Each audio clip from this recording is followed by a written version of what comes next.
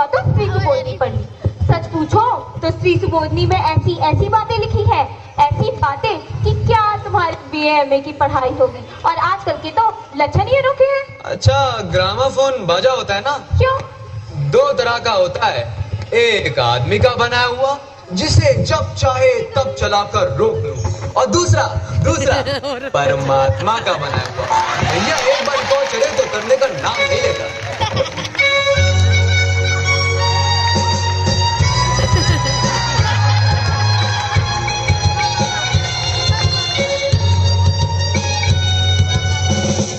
हटो भी, तुम्हें तो हमेशा ठिठोली सूझती रहती है। ये तो होता नहीं कि तुम को राम पर ले आते। अब देर भी कितनी रह गई है हम लोगों के आने में। अरे तो हुआ क्या? अरे तुम्ही ने तो कहा था उसे जरा ठीक ठाक करके नीचे लाना। आजकल तो लड़की जितनी भी सुंदर हो, बिना टीम टाम के भला कौन देखता है। इसी दिन मैंने उसके कमरे में पाउडर वगैरह रख दिया था, लेकिन वो लड़की ना जाने उसको सब चीजों से किस जन्म की नफरत है। मेरा ऐसा कहना ही था कि बस आंचल में वो लपेट कर लेट गई। मैं तो बाज आई तुम्हारी इस लड़की से। ए भगवान, ना जाने कैसा दिमाग है इस लड़की का। वरना आजकल के जमाने में लड़कियों के सारे तो पाउडर का कारोबार चलता है। अरे मैंने तो पहले ही कहा था उसको सिर्फ इनके बात करा देते, कम से कम लड़की अपने हाथ में तो रहती। इतनी परेशानी ना उठानी पड़ती। लेकिन तुम्हें कभी भी जुबान पर काबू नहीं है। मैंने कल ही चीज बता दी थी कि उनके सामने जिक्र थोड़ा ढंग से होगा, मगर तुम तो सब चीज बोले देती हो। उनके आ जाने तक तुम पता नहीं क्या क्या बोल दोगी। अच्छा बाबा, मैं नहीं बोलूंगी। तुम्हें जो करना है सो करो। हाँ। बस मुझे मेरा काम बताओ। तो सुनो, सबसे पहले उमा को जैसे हो तैसे तैयार कर दो जी। ना सही पाउडर वैसे कौन सी बुरी है। और हाँ, उससे पान भिजवा देना। अच्छा, नाश्ता तो तैयार है ना? वो देखो आगे रतन, ला बाजा। हाँ, अब इस तरफ रख। जा चादर खोल जल्दी से। नाश्ता तो तैयार है, मिठाई तो हम ज्यादा खाएंगे नहीं। कुछ नमकीन चीजें बना दी है, फल रखे हैं ही, चाय तैयार है और टोस्ट भी। लेकिन मक्खन तो आया ही नहीं। क्या कहा? मक्खन नहीं आया? और तुम्हें भी किस वक्त याद आई है? वाह, तुमको पता भी है मक्खन वाले की दुकान कितनी दूर है। अब तुम ये बताओ, रतन यहाँ पे काम करेगा कि मक्खन लेने जाए? दफ्तर के चपरासी से भी बोल दिया था आने के लिए, लेकिन वो अपने ही नवाब है। तो यहाँ का काम कौन ज्यादा है? कमरा लगभग ठीक ठाक है ही। नाश्ता बगल वाले कमरे में ट्रे में रखा है, तो तुम्हें पकड़ा दूंगी। एक आध चीज खुद ले आना, तब तक रतन मक्खन भी ले आएगा। सिर्फ दो ही आदमी तो है। हाँ, एक गोपाल प्रसाद और दूसरा उनका बेटा।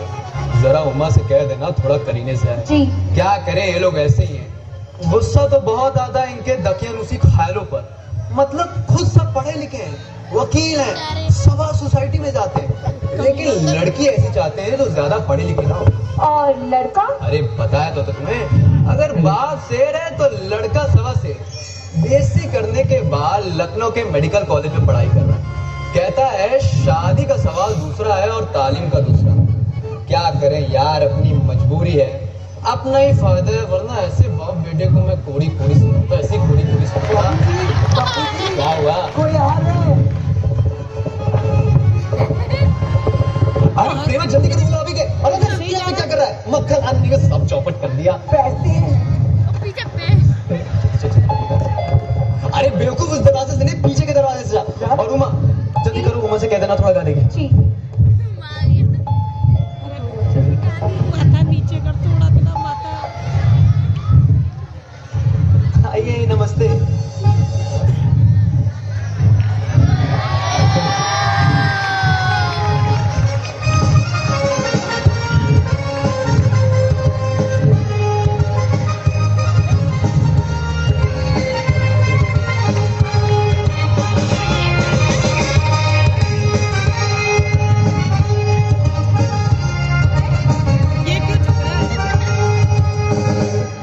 यहाँ पे तशरीफ रखिए।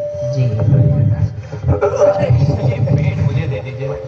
अच्छा, मकान ढूंढने में ज्यादा तकलीफ तो नहीं है आपको?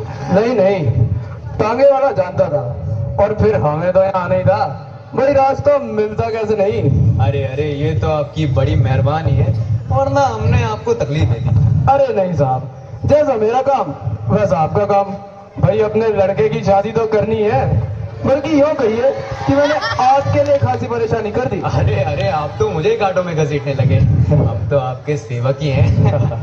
और बताइए शंकर बाबू, कितने दिनों की छुट्टियां हैं? जी कॉलेज की तो छुट्टियां नहीं हैं, बस वीकेंड में ही चला आया था। अच्छा ये बताइए, आपके जो कोर्स खत्म होने में लगभग साल भर रहा होगा? यही कुछ साल 2 साल। साल 2 साल? जी वो ना मैं 1 आध साल का ना मार्जिन लेकर ही चलता हूँ। वो असल में बात ये बाबू राम स्वरूप, ये शंकर 1 साल बीमार हो गया था। क्या बताऊं साहब, इन लोगों को इसी उम्र में सारी बीमारियां सताती हैं। एक हमारा जमाना था कि स्कूल से आकर दर्जनों कचौड़ियां उड़ा जाते थे, मगर फिर जो खाना खाने बैठते वैसे की वैसी भूख। अरे भाई साहब, कचौड़ियां भी तो उस जमाने में पैसे की 2 आती थी। हाल तो ये था कि 4 पैसे में ढेर सी मलाई आती थी और अकेले 2 आने की हजम करने की ताकत थी, अकेले। और अब तो बहुत सारे खेल वगैरह भी होते रहते स्कूलों में। तब ना कोई ये टेनिस जानता था, ना ये वॉलीबॉल, ना ये बैडमिंटन। हाँ कुछ लोग हॉकी क्रिकेट खेला करते थे कभी कभार, मगर मजाल है कि कोई ये कह जाता कि ये लड़का कमजोर है। अरे भाई साहब, उस जमाने की बात ही कुछ और थी। अरे हाँ भाई साहब, मैं सच कहता हूँ, पढ़ाई का ये हाल था कि एक बार जो कुर्सी पर बैठे तो 12 घंटे की सीटिंग हो गई। 12 घंटे।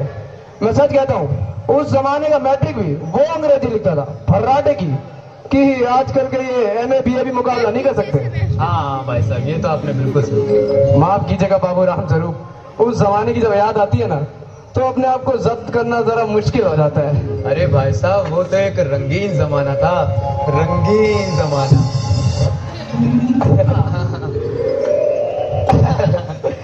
अच्छा तो अब जरा बिजनेस की बातचीत होता है। बिजनेस ओ अच्छा, अरे पहले नाश्ता कर लीजिए। अरे ये सब आप क्या तकल्लुफ करते हैं। अरे